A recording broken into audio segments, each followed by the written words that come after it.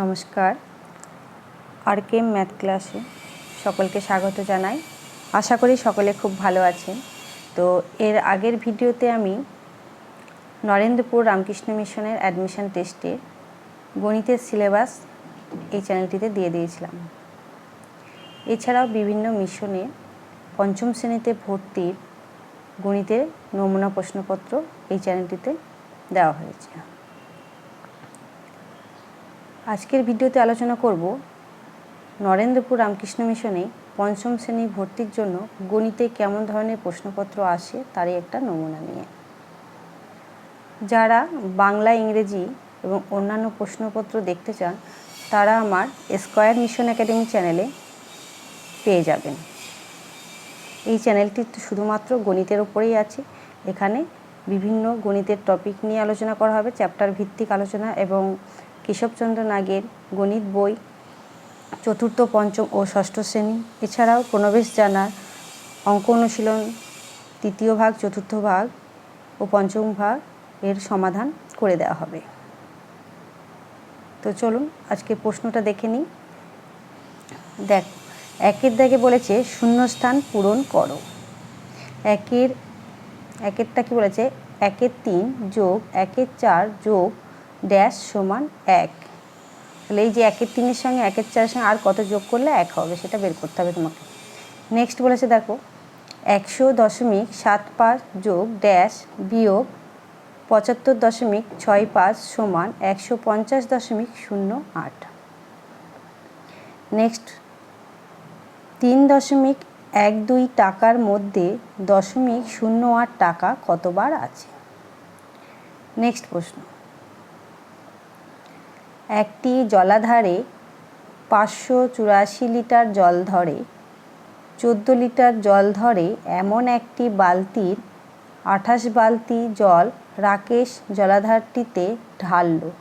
তারপর ব্রজেশ একটা বালতির 16 বালতি জল ঢাললে জলাধারটি পূর্ণ হলো।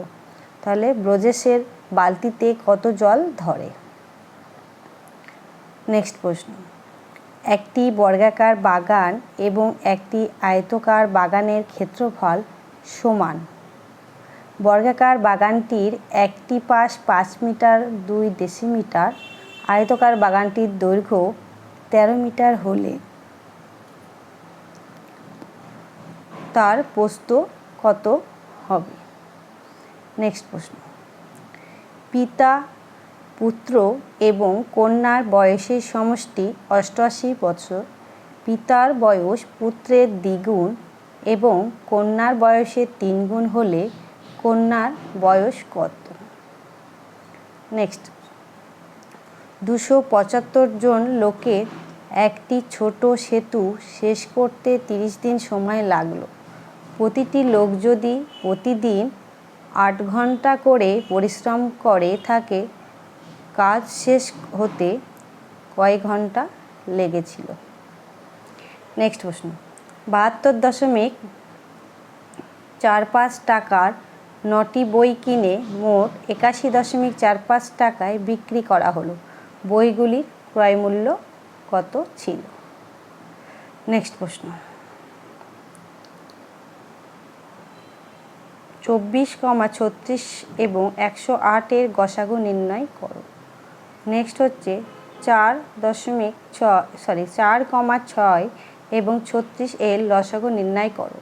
তো তোমরা লসাগু গসাগু খুব ভালোভাবে করবে এবং গুণ ভাগ, দশমিকের যোগ বিয়োগ, গুণ ভাগ, সরল অঙ্ক এগুলো খুব ভালোভাবে করবে এবং সরল অঙ্ক কীভাবে করবে তারও একটি ভিডিও কিন্তু আমার দেওয়া রয়েছে।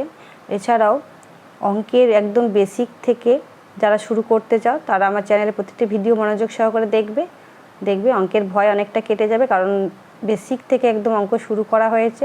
এছাড়াও যে ভালো ভালো রাইটারের যে ম্যাথ বইগুলো হয় সেগুলোর কিন্তু খুব সহজ সরলভাবে সমাধান করে দেওয়া আছে।